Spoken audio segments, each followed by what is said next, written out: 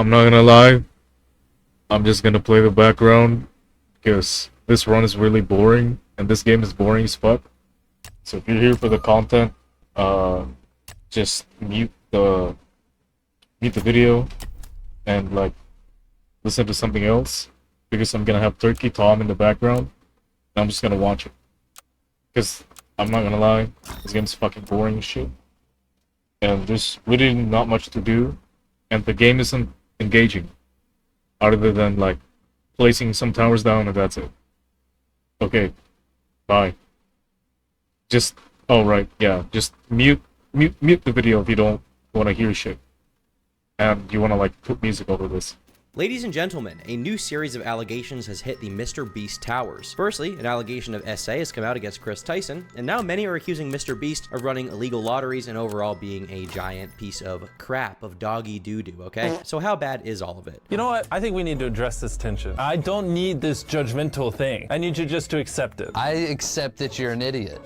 All right. Well, initially, I wanted this video to be much broader in scope and cover the new allegations against Mr. Beast, but that's going to be saved for a separate video because of how much there is to go over from this new Chris Tyson allegation of SA. Now, we already know a lot of claims have been made against Chris Tyson, and Chris seems to be a pretty weird person, to say the least. Pretty effed up, but a new claim is dropped. It's got 62,000 likes, and it claims that this person was being taken advantage of by Chris, and they need to come out and speak out about it. Now, you have some people, I think, immediately reading it and supporting it based on the fact that they don't like Chris Tyson, which, you know, I don't really like Chris Tyson either, so to an extent that's understandable. But you also have a lot of people questioning this allegation. Even people who, in my eyes, want to see Chris Tyson go down, being like, I don't think much happened here. So we're going to go into this with a fresh set of eyes and read about what we can find out and determine if Chris Tyson did SA this person. Their name is Muskina, by the way, the name of the accuser. Also, Jess is their name. I don't know.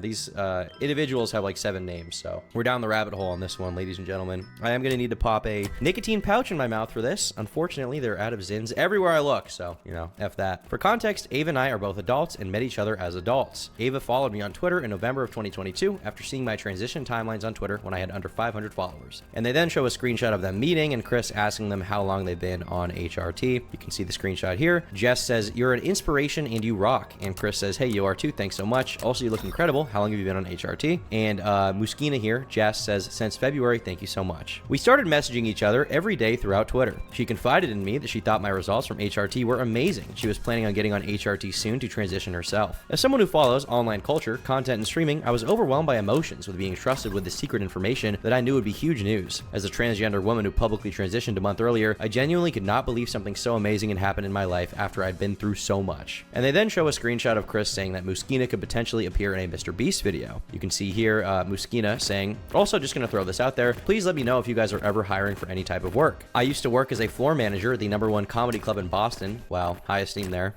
All right, I'm gonna try not to make jokes, okay? So I'm comfortable around famous people and celebrity.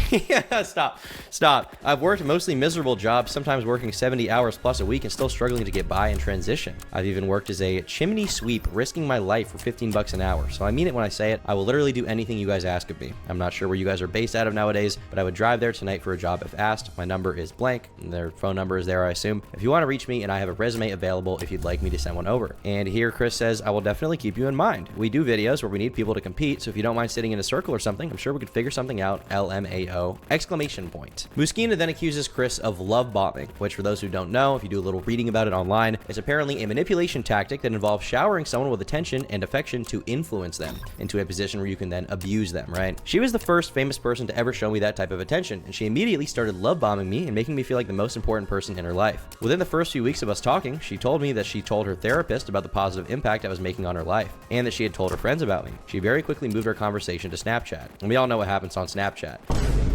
Now, they then show more messages of them talking, including Muskina reassuring them that their hairline would come back once they got on hormone replacement therapy.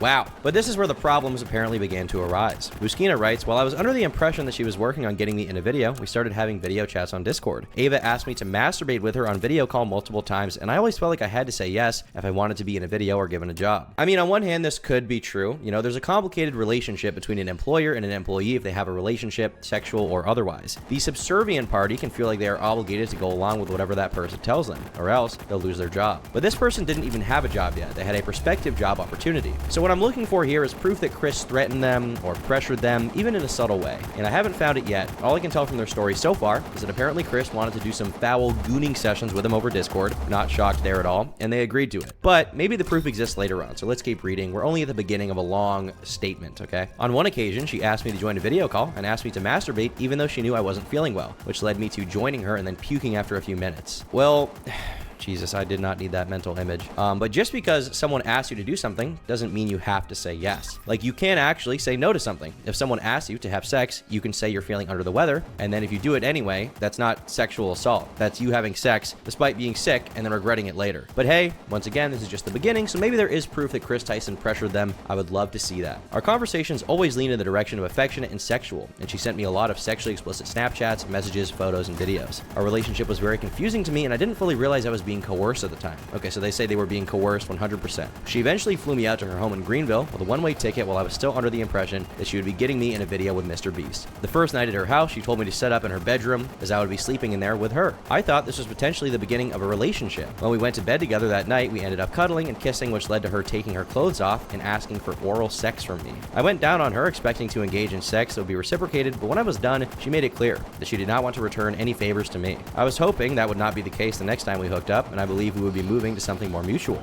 Over the course of the next week, Ava engaged with me sexually and ended up receiving oral pleasure several times, but she never reciprocated any sexual favors in return when I was done. I was too scared to directly ask for anything in return, and she took advantage of that.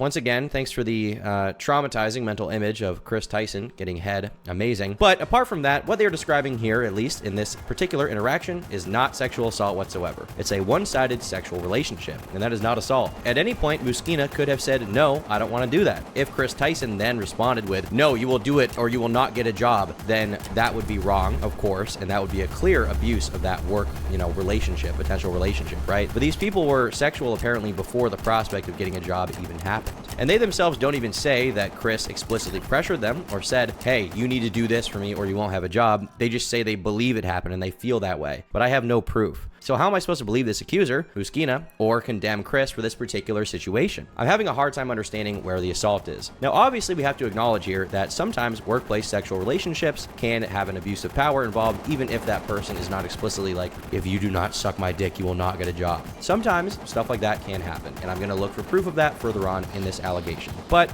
once again, I don't have any proof of that yet. All I've seen here is that this person was offered a job by Chris, their friend, who was, they were gooning together apparently. They decided to give Chris head at one point because they wanted to, and Chris didn't reciprocate, which made them upset that it was a one-sided thing. And once again, maybe this is just building context for when the actual assault will happen. So let's keep reading. The day she first posted that she was on HRT was also the first week I was there. After making her post, Jimmy called her later that night while Ava was receiving oral from me. Oh my God. She answered the phone and had that conversation with Jimmy while I continued to perform oral on her. I was again now given access to very private information, which made me feel special, something that happened consistently throughout a relationship. Mr. Beast getting a call from Chris while they were getting head. I mean, man, what a mental image once again. But pushing that aside, like, yeah, a relationship or talking to someone will make you feel special, regardless of if there's employment involved, because you now know intimate details about that person. But that does not mean that there was any abuse of that power or their dynamic. It just means you got to know Chris. Chris told you about their life, wanted you to give him head, and you did it, and you wanted him to give you head, and he didn't do it. I'm very open here to the idea that Chris abused the relationship dynamic. We already know Chris blurs boundaries that shouldn't be blurred in other situations, but is this person the victim is the biggest question I must ask. Is this individual accuser a real victim?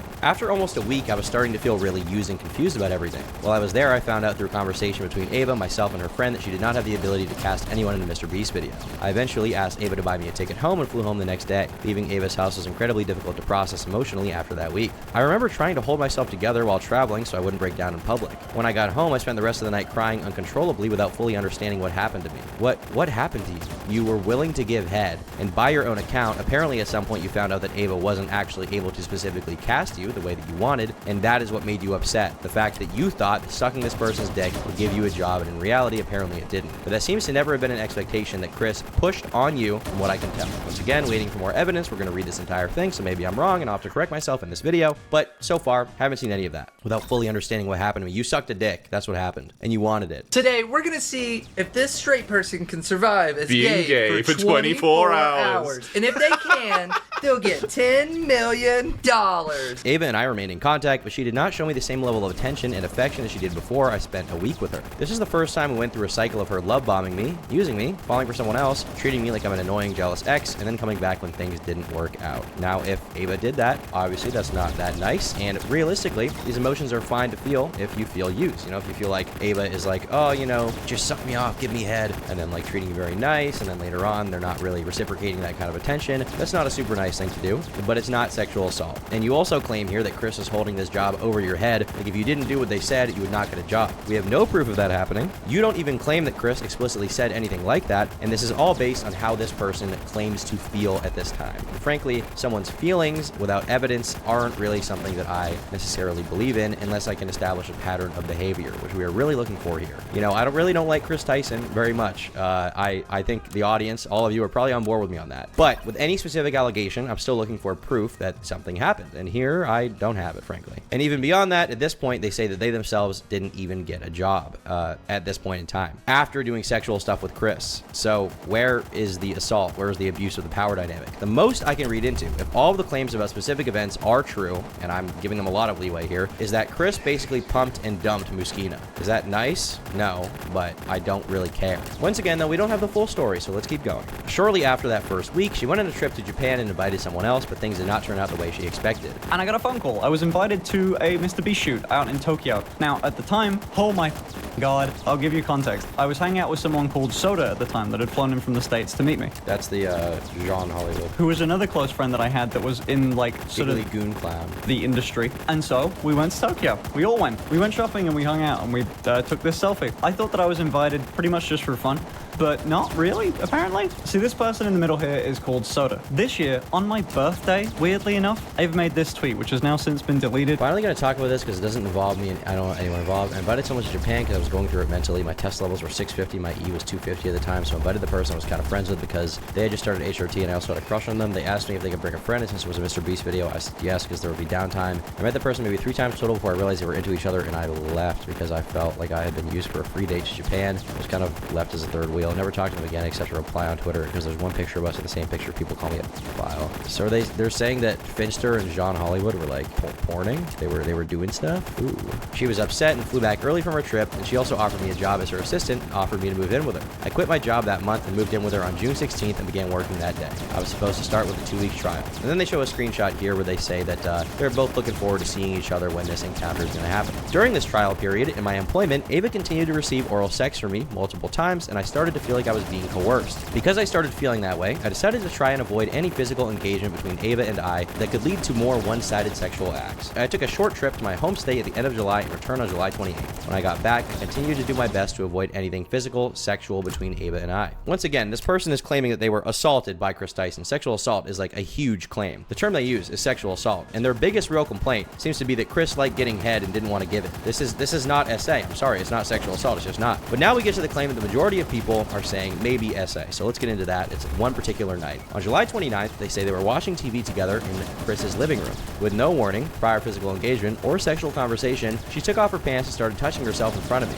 I had just moved in with Ava and left my job to come work as her assistant. In no way, shape, or form did I feel like I could say no without somehow risking my job or being asked to leave. She used that against me in order to receive non-consensual oral sex. Okay, so even besides the fact there's no proof, this person at no point has ever claimed that Chris pressured them in any specific way. They say Chris took out their dick and they then decided to suck it. Like, I just, am I going crazy here? Like, am I somehow the most wrong person ever? Is there something in here where I can show that Chris Tyson was pressuring this person with this work relationship to do things with them? I mean, they say here that they felt they were coerced. That's your feeling. But do I have reason to believe that Chris pressured you in any way? Do I have reason to believe that Chris was abusing this dynamic? Workplace pressuring can happen. But from the story Muskina tells, they liked Chris. Chris liked them. They had degenerate gooning sessions together, consensually. And Chris, as their friend, also offered them a job. Did you say no to the sexual stuff? Did you say you didn't want it to happen? And then Chris was like, you do it or else. Do it or else. You have to do it. No, I can't see that. If that did happen, then that would be some form of misconduct, but I have yet to see that anywhere. Like, they describe this as non-consensual oral sex. Where is consent not given? At what point am I supposed to believe that Chris felt you didn't want to do this? You admitted to consenting earlier. Chris probably thought you wanted to do it again, and then you did it. You sucked that fucking thing, okay? Imagine, never mind. Don't imagine that. But seriously, the way this is framed from the beginning is so much worse than the reality of what I'm reading. If this is even what happened, which I have very little proof for, outside of a few screenshots that kind of corroborate the timeline happening. But as far as Chris pressuring, there's nothing here. But let's keep going. Once again, I'm trying to be a responsible guy here. Maybe there's something here that, you know, shows some kind of workplace abuse. Okay, maybe. This was the moment that truly broke me for the first time. Nothing was enjoyable. It felt like it would never end and my entire body just hurt from performing the act. It took me a few days to fully accept what had happened. Unfortunately, I was dealing with all these emotions while on a work trip traveling the country and spending most of my time with people I had just met. The trip itself was very isolating as an employee, and there were several times where I broke down crying. I was on a 3-hour car trip to the airport with 3 people I just met, and I spent the entire drive crying but trying to be as quiet as possible. I didn't bother anyone. I then had to wait and board an overnight flight from Boston to LA. When I boarded the plane, I decided to send Ava a message on Telegram sharing my concerns with her. I tried to do so carefully and navigate the conversation in a way that would stop me from being assaulted again, but allow me to keep my job. Alright guys, here we go. Definitive proof that Chris pressured this person. We got it, guys. This is gonna be it. Here we go. Can we talk when we get to Cali? I've been put in a lot of uncomfortable situations and I haven't really felt comfortable bringing it up. I know we've hooked up in the past before I started working for you, but now I feel pressured and it just makes me feel really uncomfortable. The last few times it happened left me feeling empty and used. I know that wasn't your intention, but it hurts to feel like I'm an object around the house that can just be used. All the misgendering and dead naming and isolation I've experienced in this trip is kind of pushing me to a breaking point. I've been quietly staring at a corner and bawling my eyes out since we left that last house, and I just need something to change so I don't feel like this anymore. They just sent out the LA hotel info and my dead name is in parentheses next to mine, but yours isn't, so I don't get why mine is. The horror. Oh, the horror. Wait, if you're talking about the other day, and to be clear, this has been my feeling since we started a professional relationship along our friendship, I don't want to do anything sexual with each other. That's a dynamic that can be misconstrued and is unethical for me. I have a thing where I don't respect my body. Like today, the person told me he wanted to use my body, and I didn't want to do it at the time, but I didn't want him to be upset or mad with him, so I let him. That's what happened the other day. I guess I should have just asked you to stop, but it just kind of happened, so I just let it. Also, about the dead naming, I have no clue why it has happened, but I would love to talk to blank with you about how to make it not happen again. I think you should also talk to this person, whoever they are, censored, so he can reassure you that A, this is a hectic shoot and they don't really know what they're doing, and with the PAs, they drop the ball constantly, and B, it happens to blank a lot too.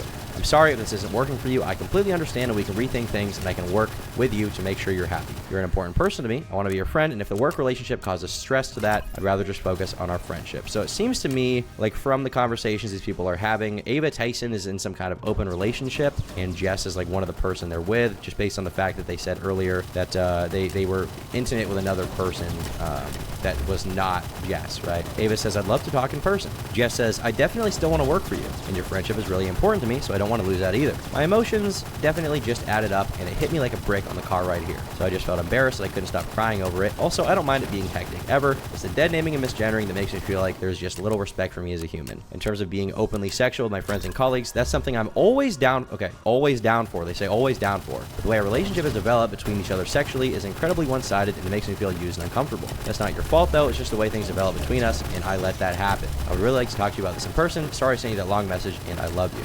Ava says, I love you too. I don't know if I'll sleep tonight, so come by when you get here. And Jess says, where are you? So here Chris says that they understand there can be an unethical boundary between two people who are in a working relationship or also sexual or intimate. They say that they never wanted to have a sexual relationship once they began working together. And in reference to the incident of sucking that Jess said happened on the 29th, they say that they should have asked Jess to stop, but it just kind of happened, which seems to imply that Muskina had also made advances towards Chris, which Muskina doesn't even deny here. But we weren't there, right? So it's just a kind of a he said, she said in these events. But still, I need some level of proof that this relationship dynamic was abused. Like, obviously, you know, there can be non-explicit or not super clear or more implied ways of doing what this person is claiming that Chris did. So I'm open to that, but I haven't seen any of that yet. You know what? How does Muskina respond to this part, okay? We have another screenshot here. They say, I definitely still want to work for you, and your friendship is really important to me, so I don't want to lose either. My emotions definitely just added up and hit me like a brick on the car ride here. This is so stupid. So there's an open line of communication on the topic, clearly, and both of them want to address this complicated relationship and make sure it's not being abused. Chris then says they're open to never being sexual, but Muskina, the accuser, says they don't want to lose the work relationship, and they want to be Chris's friend, and they're always open to being sexual with coworkers. So what the Chris literally offered for the sexual relationship to end, and you come back and say, no, I still want it, actually. What? My voice cracked. I'm so incredulous, okay? Like, What? The thing you're claiming here directly contradicts this feeling of pressuring that you claim to have, okay? The screenshot you're showing directly contradicts your words. So at this point, you can tell I'm getting sussed out. I'm getting sussed out by this allegation. Now there's more here, so maybe more will happen. But so far, I'm gonna be honest, my confidence in this allegation being real or being a founded complaint with Chris Tyson, as much as I don't like Chris Tyson, is like, it's extremely low right now. It's extremely, extremely low. They then say that they agreed not to have sex anymore. For months, they didn't engage in explicit acts, but they did continue to cuddle and hold hands. Chris and this person, Jess, slept in the same bed. They were grabbing each other. And they then show some texts of them doing some texting stuff, you know, of explicit nature. But let's keep moving on. For the next year, Ava towed the line with me between what was and wasn't an appropriate relationship with our power dynamic. These led to me having mixed feelings and receiving mixed signals from Ava on how she viewed me. She was able to manipulate me very easily with the power she had, which led to a cycle of her love bombing me, using me, falling for someone else, treating me like I'm an annoying, jealous ex, and then coming back when things didn't work out with multiple people. We did eventually hook up one more time during a week in December, in which I was super emotional because my cat of 12 years that I brought with me to North Carolina was dying of cancer. I was spending a lot of time with my cat that week and monitoring her breathing rate, and she seemed okay, and then she seemed passed away in her sleep before I expected it. I found her cuddled up in a corner showing no signs of life. I realized what had happened. I sat down and picked her up in my arms and started crying uncontrollably. It had happened. I was hysterical and couldn't speak clearly or gather my thoughts properly. Chris then stayed up with me for about an hour, at which point I told her I was going to take my cat to the vet in the morning so they could prepare her body for cremation. After an hour, Ava told me that she didn't know if I wanted her to stay or not, so she was going to go downstairs and go to sleep. I stayed alone with my cat until 7 a.m. and then took her to the vet by myself, at which point I was still crying uncontrollably. This led to a lot of fights between Ava and I that week, in which she continued to gaslight and manipulate me into thinking I was the problem, and it was my fault that I was feeling used. Whenever I became emotional or had an issue with how Ava was treating me, it was always turned around on me, and I was made to believe that if I didn't stop acting that way or prove I was okay with everything, that I should move out and not be her assistant anymore. This cycle kept happening until Easter 2024 when Ava traveled with me to spend Easter with my family. So far from what I'm gathering here from this, it seems to be a relationship that is undoubtedly one-sided, where Chris is like, give me head, and this person is like, I'll give you head, and then this person is like, give me head, and Chris is like, I will not give you head, right? It seems like that kind of situation. Clearly they're feeling used because Chris is, you know, sleeping with them and then sleeping with other people, and that's not a nice thing to do, but once again, there is no proof of sexual assault whatsoever, and even the things that they describe don't even amount to sexual assault, so my confidence in this is just at an all-time low. I'm losing my charitability, but I'm going to try to maintain it and continue working through this to see if there's some definitive proof that Chris Tyson abused this person. Because once again, that happened, that needs to be called out, and Chris Tyson should undoubtedly be held responsible for that, along with the other things that are being shown, right? We then spend a weekend together in Boston in a hotel while I showed her around the city. At this point, we were very close emotionally, and I told Ava how I was feeling about us, and I wanted to have a conversation about us. I told her that it already felt like we were in a relationship, and she agreed. I told her that the feelings I had for her were that of a partner, and she said she felt the same about me. She told me that traveling with me for Easter did something for her, and I believe we had something special moving forward. A few days after Easter, she had planned to travel to LA to visit a friend that she was talking to and interested in sexually. I told her this wasn't a problem for me, and that what I wanted for us was an open relationship anyways. She wasn't ready to officially call us partners at this point, but she assured me that this person wasn't looking for anything serious, and she didn't even know if they were going to hook up. She ended up hooking up with that person on the first night and was calling them her boyfriend by the end of the week, and they were officially in a relationship. I had a huge problem with the way all this played out, and I wanted some clarification from Ava on what she and I were. Okay, so once again, like, clearly this is kind of a relationship, you know, it's an open relationship, which in the first place is usually not a good idea. This person on one hand is like okay with Chris hooking up with other people, and then seems to be upset about it after the fact, and Chris also said that they would be open to a relationship with Jess, and then they hooked up with this person in LA, which is not a cool thing to do, but once again, where is the assault? Where is the assault? Why does this have 60,000 likes? Is no one reading this critically? Is no one, like, even reading what she's saying? Because from what I can tell so far, there's literally no sexual assault going on whatsoever. And I feel like people are reading into this very charitably, giving this person a lot of leeway, and saying that things that are not sexual assault are because they don't like Chris Tyson. And, you know, I understand that from one perspective, because I don't like Chris Tyson, but I have to evaluate all these allegations on an individual scale, in particular with this one, and I'm not really seeing anything bad. Really, I'm not seeing anything bad that rises to the level of needing to be made public. Maybe I'm wrong. We're going to keep reading. I don't want this person to make me defend Chris Tyson of all people. Jesus. So then they show some text messages of them having a conversation about their relationship. So let's look at these. Mooski says, get off the phone with your boyfriend. And at 8:20, 14 minutes later, they double text and say, nerd, you're coming over next week, right? And then at 9:01 p.m., about half an hour later, they say, I remember when I used to be important to you 2 weeks ago. Ava then responds at 12:59 a.m. saying, you're not unimportant to me. I wish you wouldn't say things like that to me. It makes me insecure. And Mooski, Mooskina, Jess says, I'm not trying to make you insecure, but sometimes I get insecure and feel that way myself. You become more distant and I get treated differently every time you fall for someone new, and that's really hard for me to deal with based on the nature of our relationship, and considering I gave up everything to move down with you and be your boyfriend and assistant, it's still a lot to deal with emotionally. But I also get insecure that you'll become so enamored with your new partner that you'll start looking for ways to get rid of me so you can spend all your time with them. Ava says, I think you're insecure about this because of the blank thing, because I've texted and called as much as I can. I played Elden Ring yesterday and spent the day with Chief and then did therapy, so I didn't look at my phone that much. I didn't even start talking to him until after my therapy appointment. He was asleep. It's super frustrating how every time I try to be happy, I have to be careful not to be too happy, or you'll start saying stuff like this. It almost feels like you're the one pushing me away because of your own feelings, because I've not changed how I treat you at all. I don't know how to handle the situation. I legit now have anxiety that if I don't text whichever app you're messaging me on, you'll get mad at me. Anxiety I feel about this situation reminds me of whenever Blank would get mad at me while I was at work and say I was choosing work over her. I assume this is in reference to Chris's ex-wife, but I'm not sure. I'm not choosing anything over you. You're my friend, and I just wish you could be happy for me after everything I've done for you. Not even just the monetary stuff. I've held you while you've cried, went with you to meet your family. Like, I didn't do that for any